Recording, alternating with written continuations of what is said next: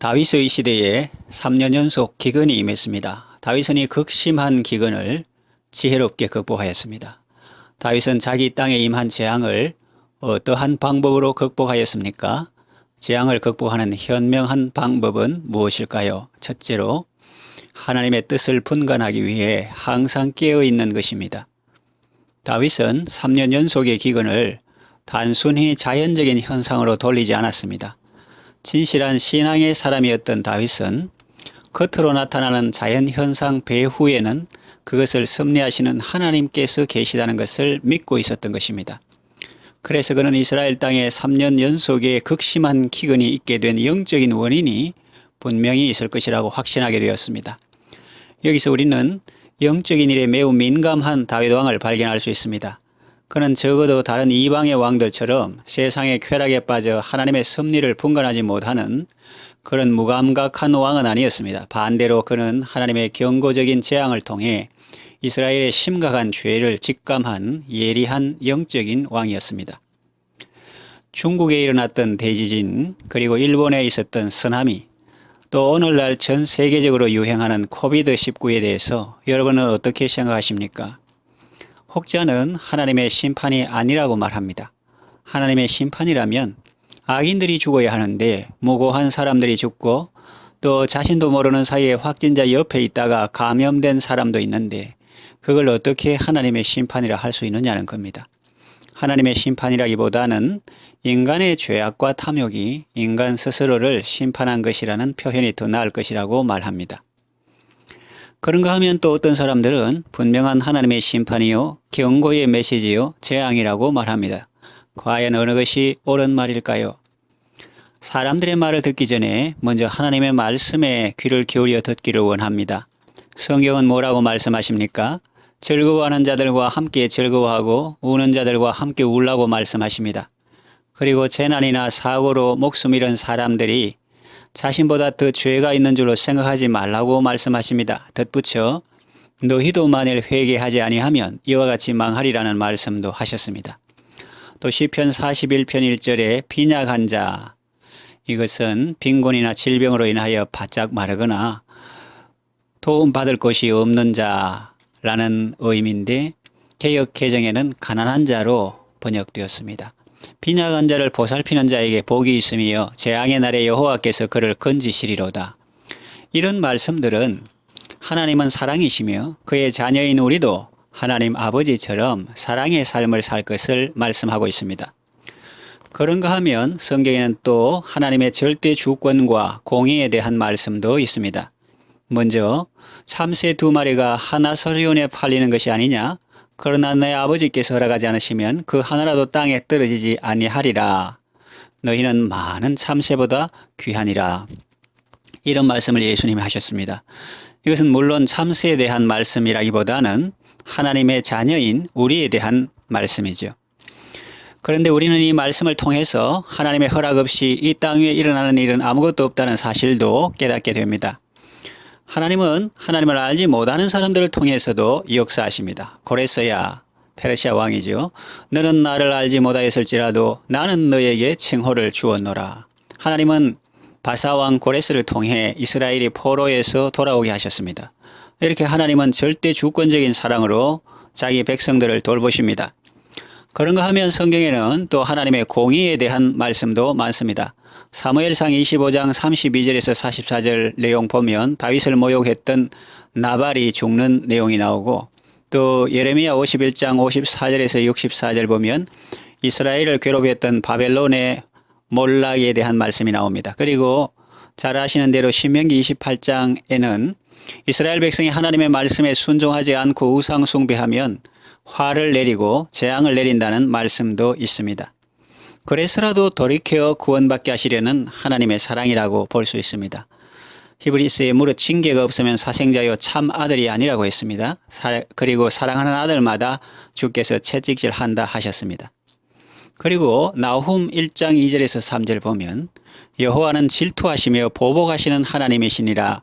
여호와는 보복하시며 진노하시되 자기를 거스리는 자에게 여호와는 보복하시며 자기를 대적하는 자에게 진노를 품으시며 여호와는 노하기를 더디하시며 권능이 크시며 벌받을 자를 결코 내버려 두지 아니하시느니라.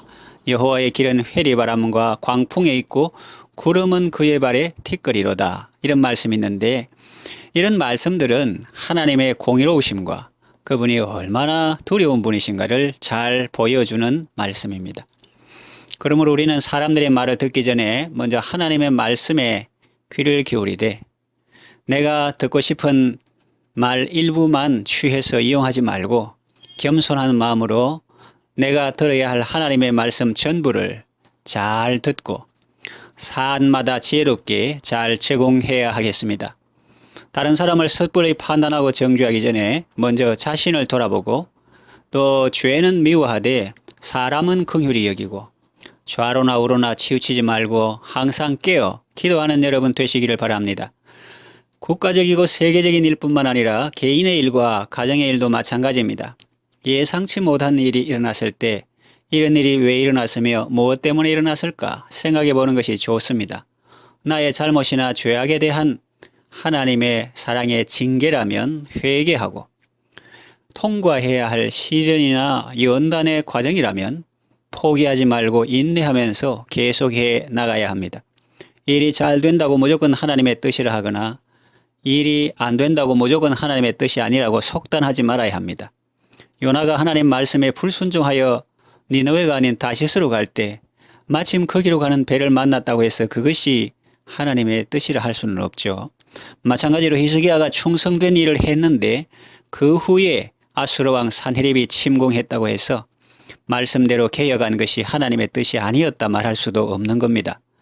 우리가 하나님의 뜻을 분별할 때 일이 잘 되고 안 되고는 물론 중요한 참고 사항이지만 그보다 더 중요한 것은 하나님의 말씀이요 하나님의 뜻입니다. 주님 말씀하시면 내가 나아가고 주님 뜻이 아니면 내가 멈추어 서는 것이 지혜요 순종이요 깨어있는 삶입니다. 문제 앞에 둔감하거나 영적으로 잠든 삶이 아니라 하나님의 뜻을 분간하기 위해 항상 깨어있는 여러분 되시기를 바랍니다. 두 번째, 문제 발생 시 무엇보다 먼저 하나님께 나아가 기도하며 하나님의 뜻을 구하는 것입니다. 다윗은 3년 연속의 기근을 물리치기 위해 무엇보다 우선적으로 하나님의 뜻이 무엇인지 알고자 했습니다. 그래서 그는 대제사장에게 있는 우림과 툼밈으로 이번에 기근을 내리신 하나님의 심판의 원인이 무엇인지를 알아내었습니다. 그 원인은 바로 사울왕이 기브온 사람들을 학살한 범죄 행위였습니다. 여기서 우리는 문제 해결의 1차적인 방법으로 하나님께 나아가 묻는 다윗왕의 신앙을 발견할 수 있습니다.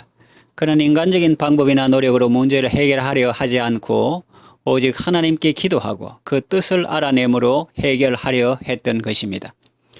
여러분들도 여러분의 삶 속에 어떤 문제가 발생했을 때 무엇보다 먼저 하나님께 나아가 기도하며 하나님의 뜻을 구하시기 바랍니다. 셋째, 깨달은 하나님의 뜻에 전혀 요동함 없이 그대로 순종하는 것입니다. 다윗은 하나님의 뜻에 따라 공정한 판결을 내렸습니다. 이번 재앙의 원인이 기브온 사람들을 학살한 사울가에 있음을 깨달은 다윗 왕은 기브온 사람들을 불러서 그들의 요구를 들어줍니다. 그들의 요구는 사울가의 후손 7명의 목숨이었습니다. 당시 기브온 사람들은 이스라엘 내의 소수 민족인데다 이스라엘의 종에 불과했습니다. 반면 사울가는 비록 사울 왕과 그 아들 요나단이 전사했다 할지라도 여전히 이스라엘 내에서는 무시 못할 세력을 떨치고 있었습니다. 그러면 보통 사람 같으면 그런 부담스러운 일을 하지 않을 것입니다. 그러나 다윗 왕은 인간의 생각으로는 무시해도 좋을 듯한 그 기브온 사람들의 요구를 들어주었습니다. 이와 같은 그의 조치는 분명히 하나님의 뜻을 따른 것이었습니다. 그는 소수민족이라고 하여 또는 비천한 신분이라고 하여 그들을 무시하지 않았습니다. 또 높은 신분이라고 하여 무조건 그들을 옹호하지도 않았습니다. 대신 그는 하나님의 뜻에 따라 공정한 판결을 내림으로써 기브온 사람들의 억울한 한을 풀어주었습니다. 다윗의 순종은 여기서 그치지 않습니다. 리스바가 두 아들의 죽음을 시체를 정성껏 돌보고 있다는 소식은 다윗의 마음을 감동시켰습니다. 그래서 다윗은 기브온족에게 죽임당한 7구의 시신은 물론 과거 블레셋과의 전투에서 전사한 사울과 요나단의 시신까지 함께 건사하여 사울의 가족묘에 안장하도록 조치했습니다. 이로 볼 때 다윗은 한편으로는 하나님의 뜻을 과감히 수행하는 매우 공정한 사람이면서도 또 한편으로는 하나님의 심판을 받아 처형된 자들과 그들의 가정을 동정할 줄 아는 다정다감한 사람이었음을 알 수 있습니다. 사실 다윗이 사울의 후손 7을 기브온 사람에게 내어준 것은 사울과에 대한 원한 때문이 아니었습니다. 다만 하나님의 뜻이 그러하니 하나님의 뜻에 따라 그들에 대한 처벌을 허용한 것뿐이었습니다.